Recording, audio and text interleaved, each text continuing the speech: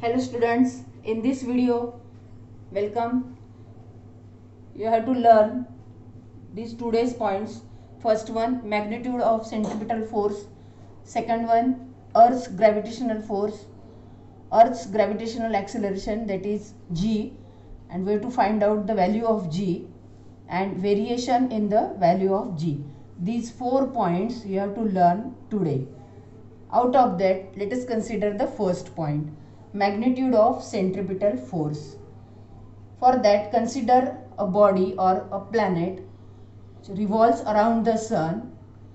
Suppose radius of the orbit is r,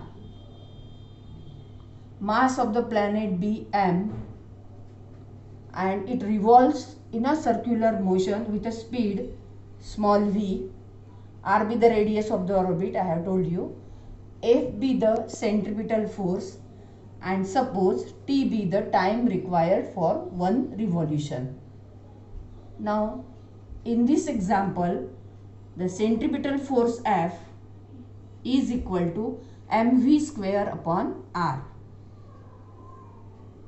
Now you know that speed is nothing but distance travelled upon time. Now for that, we have to find out the value of v and put in this expression. Now for this, v, that is speed, is equal to distance travelled upon time. Now in this example, the distance travelled is nothing but the circumference of the circle having radius r. Therefore distance is nothing but 2 pi r. 2 pi r upon time, time means t. T is our assumption. Therefore 2 pi r upon t is the value of v.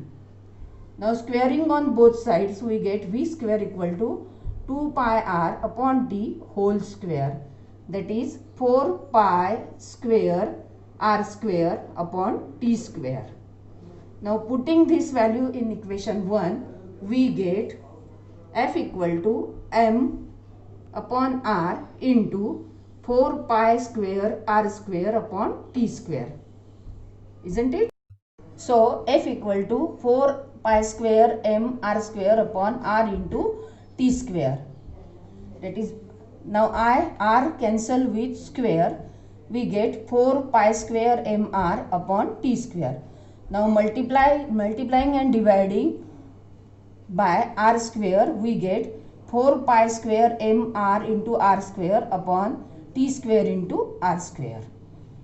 Now we can write this as 4 pi square m r cube upon r square into t square.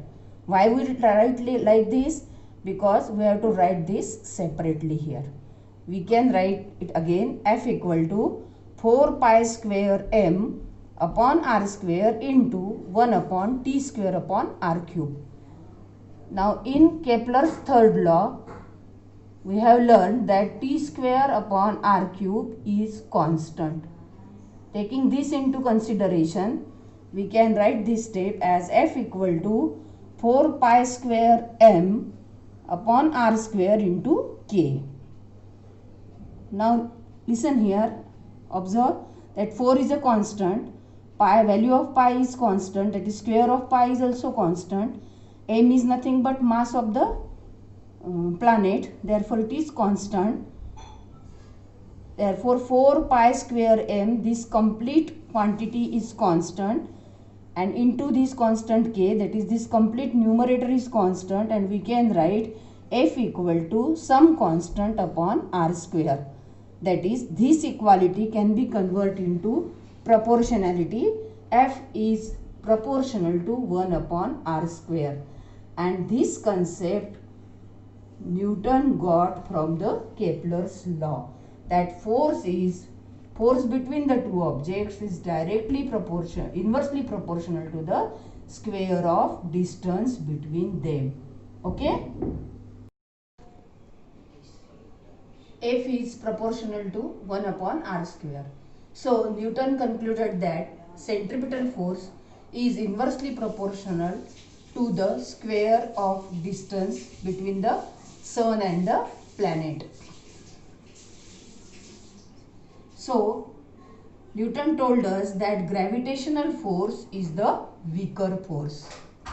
Gravitational force is the weaker force, but it controls the universe. For example, in your textbook, the example of you and your friend is taken.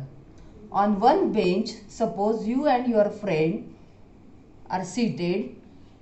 Then if Newton told us that every two objects in the universe attract each other by some force, then why we cannot feel that you means we are attracted by the other person?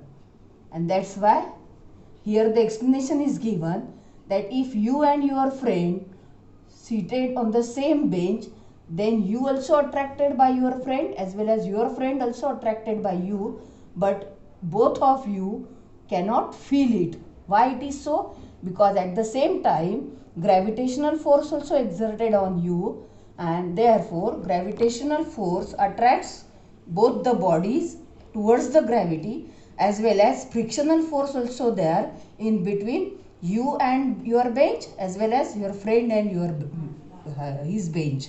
And that's why you both of you cannot feel that you are attracted by each others.